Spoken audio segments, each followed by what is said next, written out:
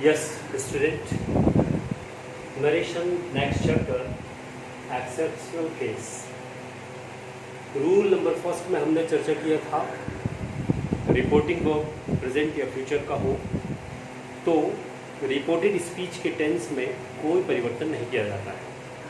Rule number 2 ए में हमने देखा था रिपोर्टिंग वर्ब जब पास्ट का हो और रिपोर्टेड स्पीच किसी भी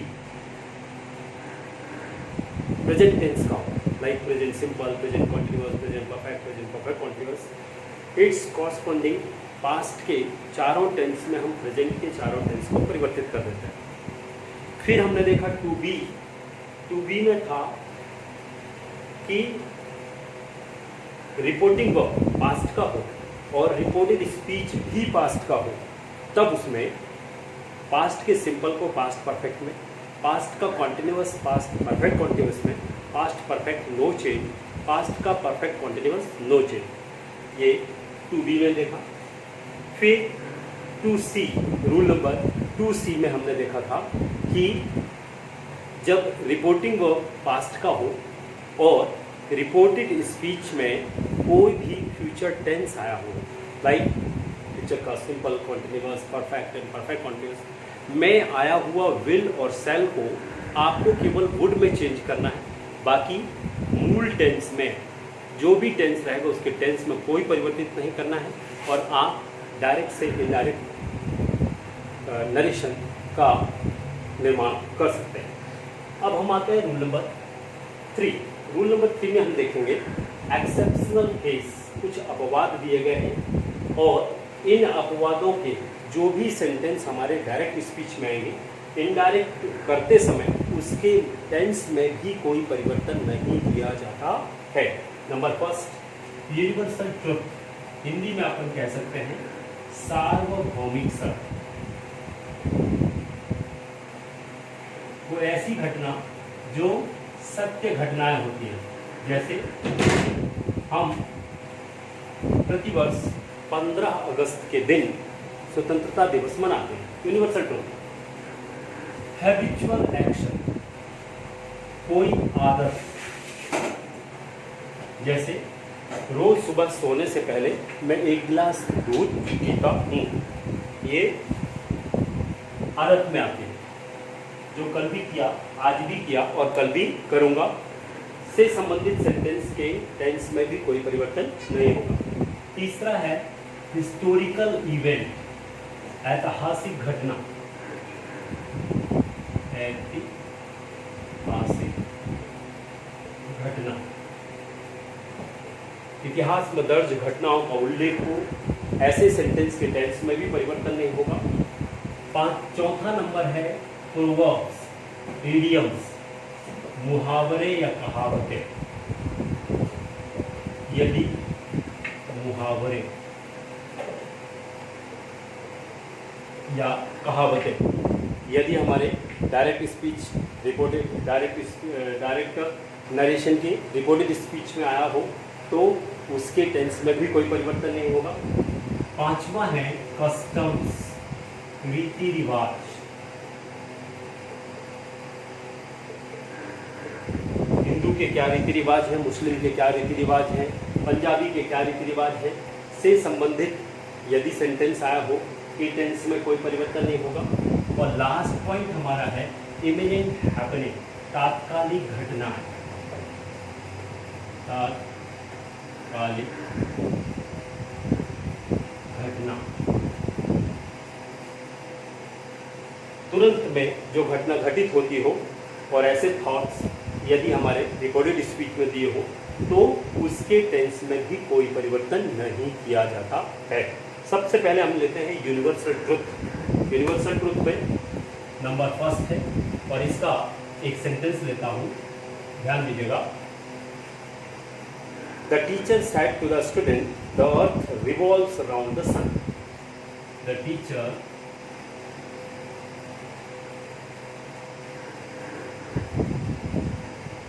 said to the student,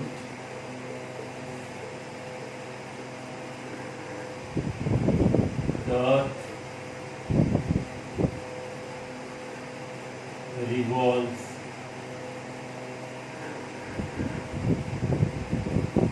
earth revolves round the sun.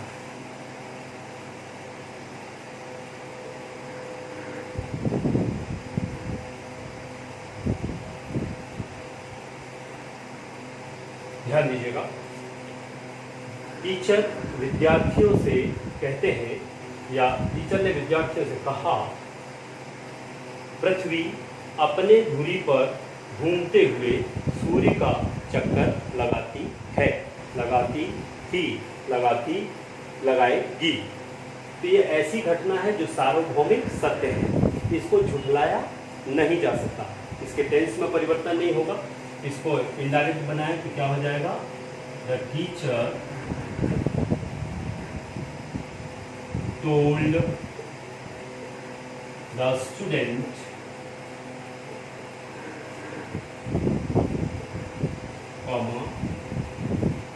ये that conjunction the earth revolves round the sun।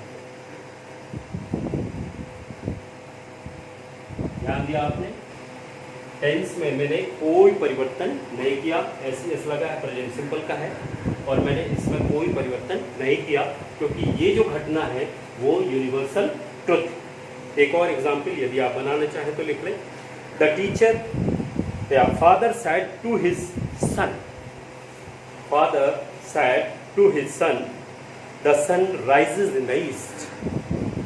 पिताजी ने बच्चे से कहा कि सूर्य पूर्व से निकलता है। ये भी यूनिवर्सल ट्रुथ है, सार्वभौमिक सत्य है। क्या हो जाएगा, father told his son that the son rises in the east. अगला सेंटेंस जो था वो प्रेजेंट का था, लेकिन मैंने इसको पास्ट में चेंज नहीं किया। क्यों? क्योंकि ये भी घटना हमारी सार्वभौमिक सत्य है। फिर हम दूसरे एक्शन की तरफ आगे बढ़ते हैं, हैबिचुअल एक्शन। हैबिचुअल एक्शन में लेते हैं ऐसी घटनाएं, आप ध्यान दीजिएगा, एक दो एग्जाम्पल मैंने बता रखा है, बाकी एग्जाम्पल आपको ध्यान रखना। रूल नंबर 2, रूल नंबर 2 क्या है, this is first habitual action, कोई चीज आदत में हो। For example, my friend said to me, my friend said to me, comma inverted comma, क्या आदत है, I drink a glass of every day, I drink a glass of milk, I drink a glass of milk every day। ध्यान दीजिएगा, ये रोज की आदत है। मैंने मेरे फ्रेंड ने मुझसे कहा I drink a glass of milk every day, मैं रोज एक ग्लास दूध पीता हूँ, ये उसकी आदत है। इसके भी टेंस में परिवर्तन नहीं होगा क्योंकि ये हैबिचुअल एक्शन को दर्शाता है। अब इसको इनडायरेक्ट में आप चेंज करें तो क्या होगा, my friend told me that I, नहीं आई चेंज होगा माई फ्रेंड में, तो ये हो जाएगा he drinks a glass of milk every day. Tense में परिवर्तन नहीं किया क्योंकि यहाँ पर आई तो सब्जेक्ट माई फ्रेंड है, तो ही हो जाएगा ही ड्रिंक्स, आई था, एस नहीं लगता, ही के साथ एस लगेगा। तो ये उसके आदत को दर्शाता है कि मूल टेंस में भी हमने कोई परिवर्तन नहीं किया। कुछ एग्जाम्पल लिखना है तो लिख सकते हैं, आई सेड टू हिम, मैंने उससे कहा, I go for a walk daily, मैं रोज़ घूमने जाता हूँ, ये मेरी आदत है। तो इसके भी टेंस में आप कोई परिवर्तन नहीं करेंगे, पर्सन और प्रोनाउन आप चेंज कर सकते हैं। और एग्जाम्पल लिखना है तो लिख सकते हैं, जो भी आदत से रिलेटेड सेंटेंसेस होंगे कि मूल टेंस में आपको कोई परिवर्तन नहीं करना है। नंबर 3 आते हैं हिस्टोरिकल इवेंट। नंबर 3 है हमारा हिस्टोरिकल इवेंट, ध्यान दीजिएगा।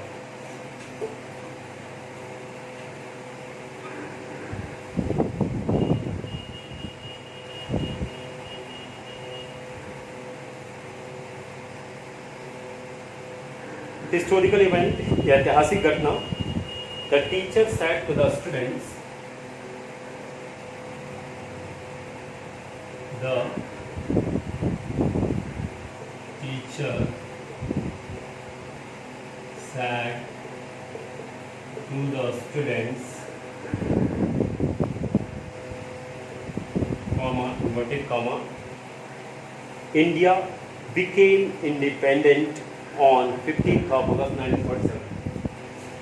India became independent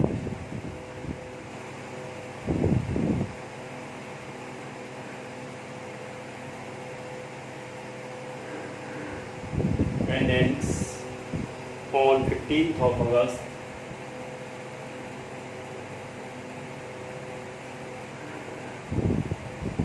1947। शिक्षक ने विद्यार्थियों से कहा, इंडिया 15 अगस्त 1947 को आज़ाद हुआ। और ये क्या है? ऐतिहासिक घटना है। जो हो गया सो हो गया और वो अभी भी continue.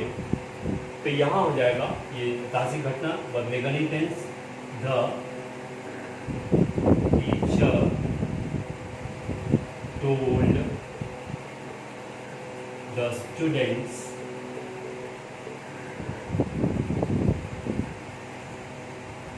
That India became independence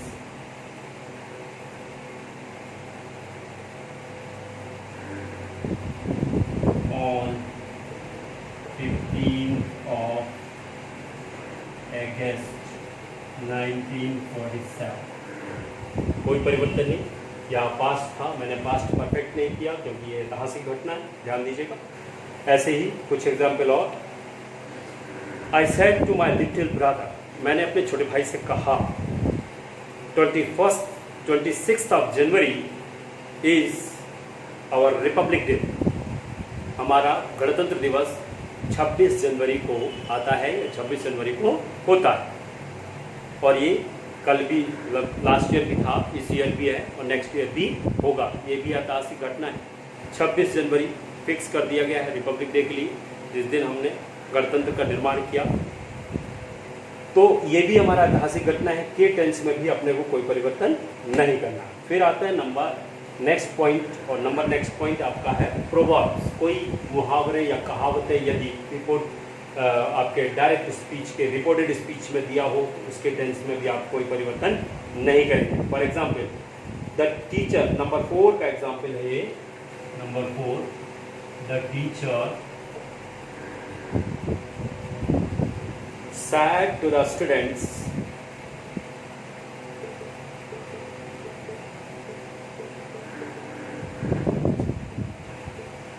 comma, inverted comma, a stitch in time saves 9। A stitch in a time saves 9। एक मुहावरा, एक कहावत, उसके टेंस में भी कोई परिवर्तन ना करते हुए, क्योंकि मुहावरा आया हुआ है, हम इनडायरेक्ट में चेंज करेंगे तो हो जाएगा the teacher told the student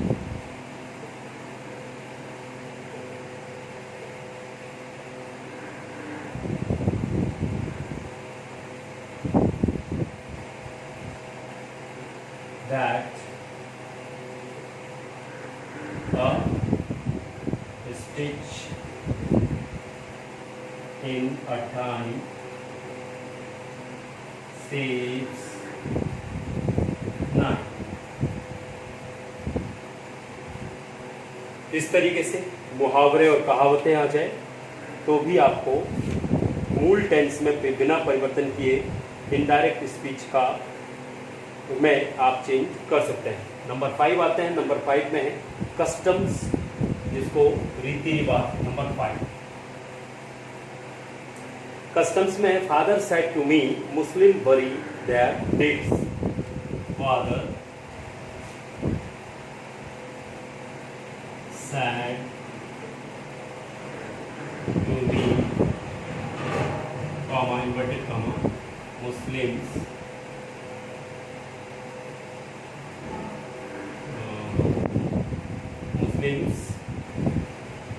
bury their deeds.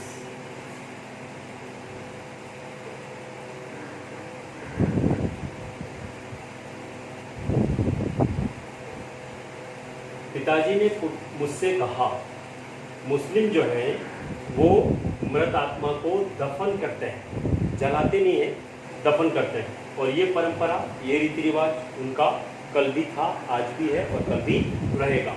तो इसके भी टेंस में अपन कोई परिवर्तन ना करते हुए बनाएंगे। Father told me that Muslims bury their deeds।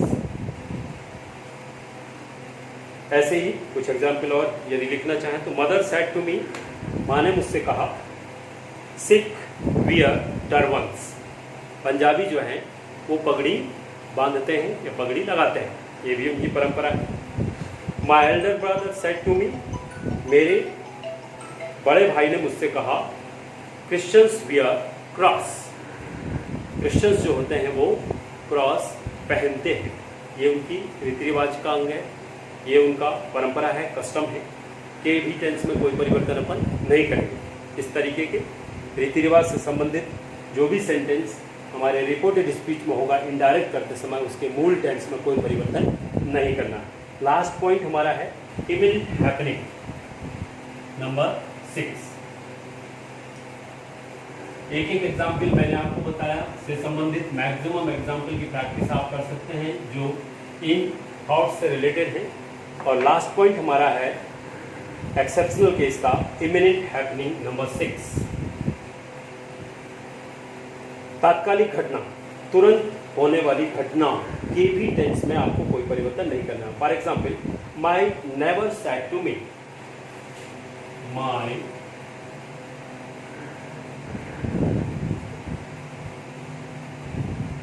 never said to me, comma, inverted comma, we are moving into a new house. We are moving into a new house.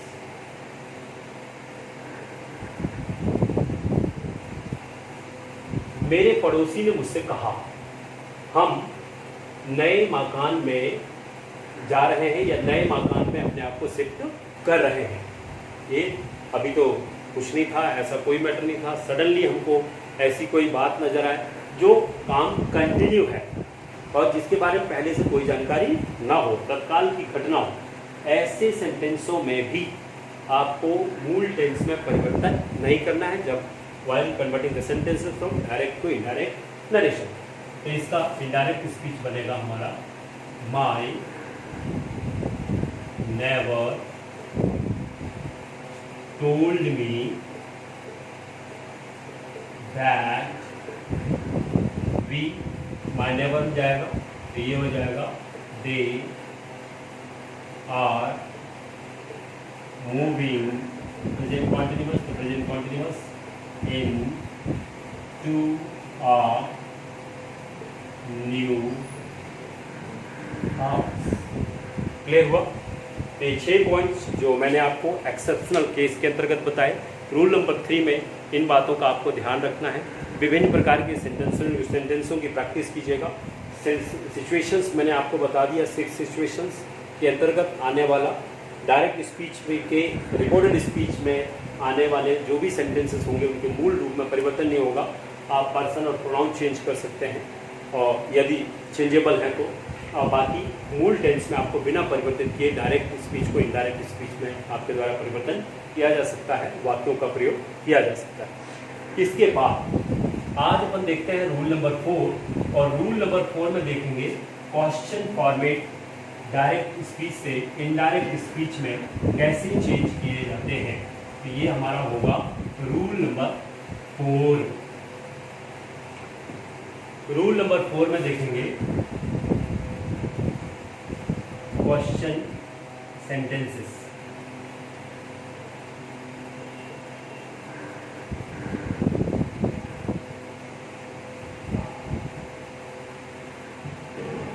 Question हमारे दो प्रकार के होते हैं, एक शॉर्ट आंसर इंट्रोगेटिव क्वेश्चन बोलते हैं और दूसरा लॉन्ग आंसर WH क्वेश्चन बोलते हैं।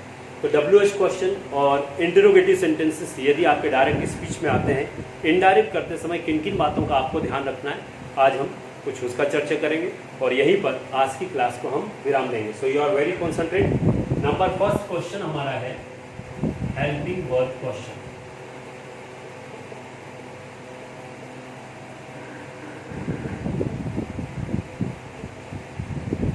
प्रश्नवाचक वाक्य।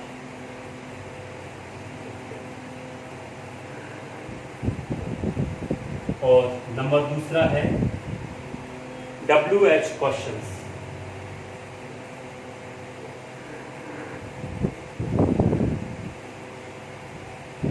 प्रश्नवाचक शब्द वाक्य।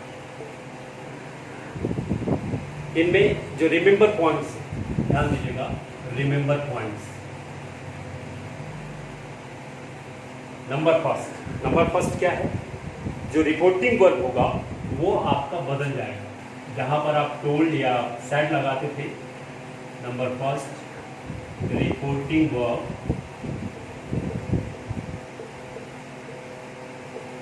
इसमें आस्क, इंक्वायर और डिमांड। इंक्वायर और डिमांड आदि शब्दों का प्रयोग आपको टेंस के अकॉर्डिंग करना है। रिपोर्टिंग वर्ब के रूप में इन प्लेस ऑफ सैड और टोल्ड। प्रेजेंट में आस्क या आस्क्स, पास्ट में आस्क्ड और आपका आस्क का ही प्रयोग यहाँ इंक्वायर या इंक्वायर्ड, डिमांड्स या फिर डिमांडेड, इस तरीके से आपको रिपोर्टिंग वर्ब्स का प्रयोग करना है। नंबर दूसरा, question become statement. Questions become statement while converting the sentences from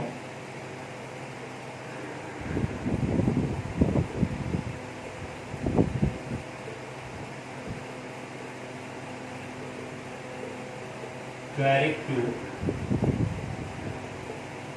indirect narration।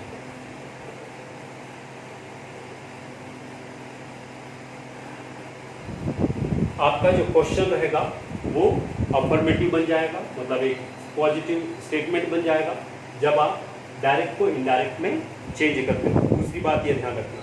तीसरा number, helping verb question we use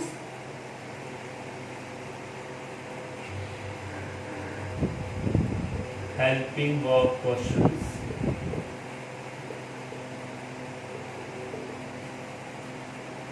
we use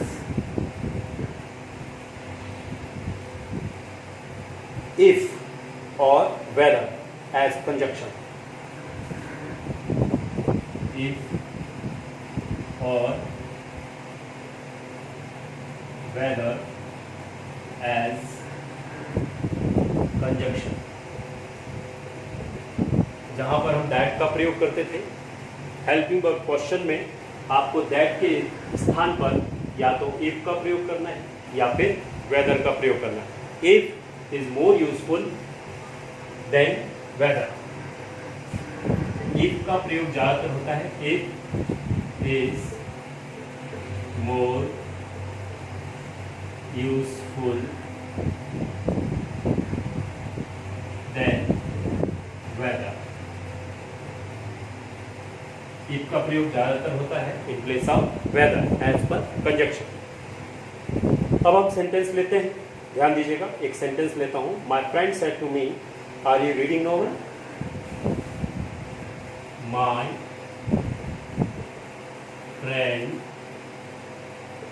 said to me, मेरे मित्र ने मुझसे कहा, आर यू रीडिंग नोवेल?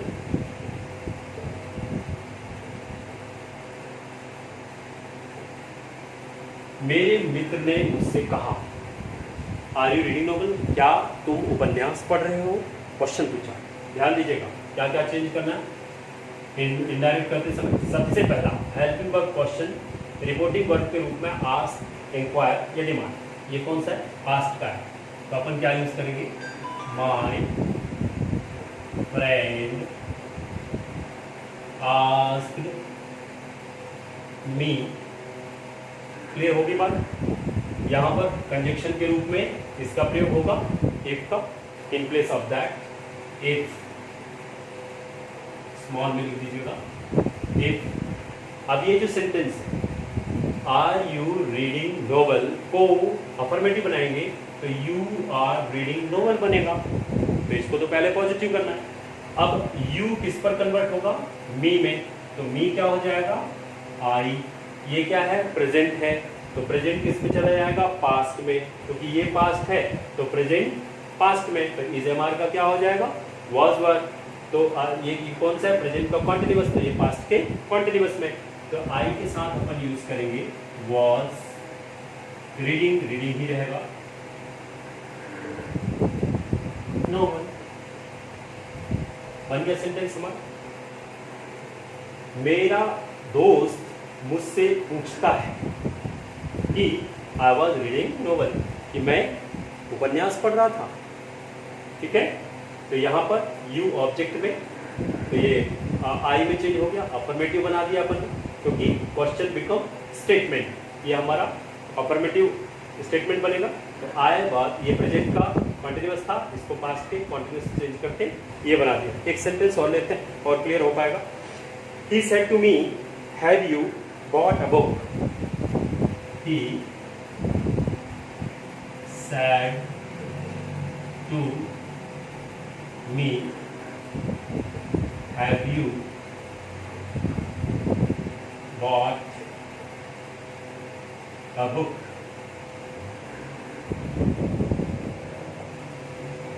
तो he asked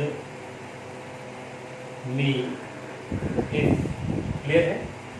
अब ये यू मी में चला जाएगा, स्टेटमेंट बनेगा तो आई ये हैज है, का हैज हैड में चेंज होगा, तो ये हो जाएगा I had, past perfect, bot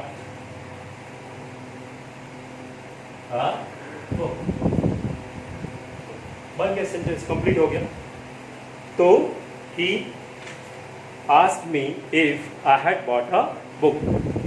ये पास्ट प्रेजेंट परफेक्ट था, पास्ट के परफेक्ट में स्टेटमेंट बना दिया मैंने।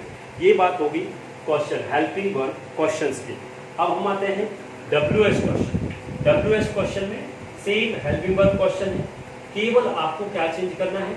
जहां पर आपने इफ लगा रखा है उस इफ की जगह आपको WH वर्ड का प्रयोग करना है। बाकी सारा सिस्टम, ये सारे रूल आपके हेल्पिंग वर्ब क्वेश्चंस के ही होंगे। तो मैं आगे बताता हूं आपको।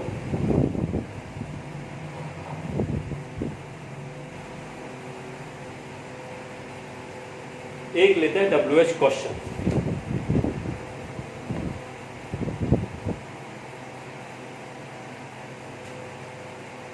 WH questions. He said to me,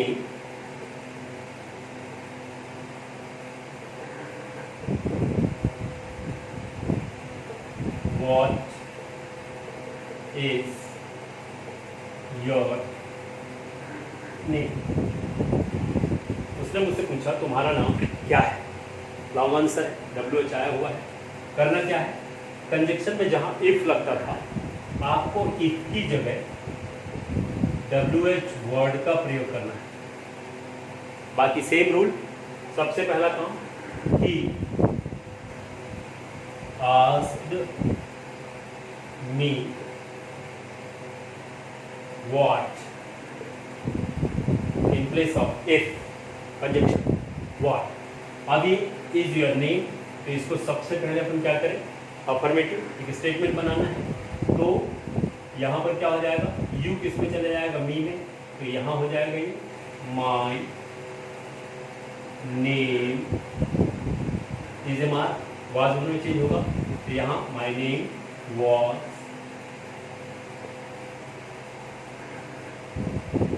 clear होगी।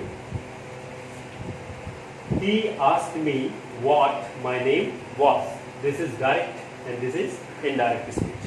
करना कुछ नहीं, सेम रूल है, केवल आपको कंजक्शन इफ की जगह उस WH वर्ड का प्रयोग कर देना जो WH वर्ड आपके इनडायरेक्ट स्पीच के रिपोर्टेड स्पीच में है। और बाकी सेम नियम आप हेल्पिंग वर्ब क्वेश्चन का प्रयोग करेंगे तो आपका WH क्वेश्चन भी डायरेक्ट से इनडायरेक्ट बनाना आसान हो जाएगा। हेल्पिंग वर्ब क्वेश्चन के लिए मैंने सफिशिएंट रूल आपको दे रखे हैं। इस तरीके से क्वेश्चन के चाहे वो शॉर्ट आंसर हो या लॉन्ग आंसर हो, अच्छे से आप अभ्यास करेंगे, नियमों का ध्यान रखेंगे, बाखूबी इसको डायरेक्ट स्पीच से इनडायरेक्ट, इनडायरेक्ट स्पीच को डायरेक्ट स्पीच में समझना, पढ़ना, बोलना और सुनना हमारे लिए आसान होगा। नेक्स्ट कॉन्सेप्ट के साथ, नरेशन के नेक्स्ट लेसन के साथ मैं फिर प्रेजेंट होऊंगा। तब तक के लिए bye bye, thank you very much, have a nice day.